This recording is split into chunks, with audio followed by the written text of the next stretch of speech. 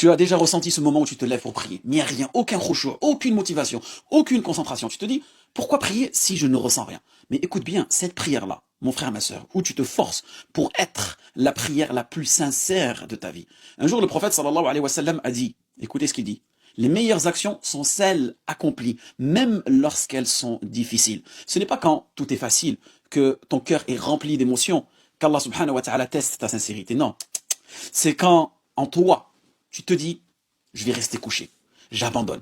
Mais que tu te lèves malgré tout. Tu fais ce que Moussa alayhi salam a fait devant la mer Rouge. Tu avances même quand tout semble bloqué. Et je vais te donner un exemple concret. Regarde, pense à un athlète. C'est facile de courir quand tu es enfant. Mais le vrai champion, c'est qui? Celui qui se différencie des autres. C'est celui qui court quand il a mal, quand il est à bout de souffle, quand chaque pas est une douleur pour lui, et il continue. Et c'est dans ces moments qu'il progresse. Toi aussi, c'est dans ces prières-là, c'est à ce moment-là que ton âme progresse. Et Allah subhanahu wa ta'ala nous dit dans le Coran, il recherche aide dans la patience, na'am, et la prière. Certes, c'est lourd, wa innaha lakabira. Certes, c'est lourd, sauf pour les hommes. Illa ala al-khashi'in.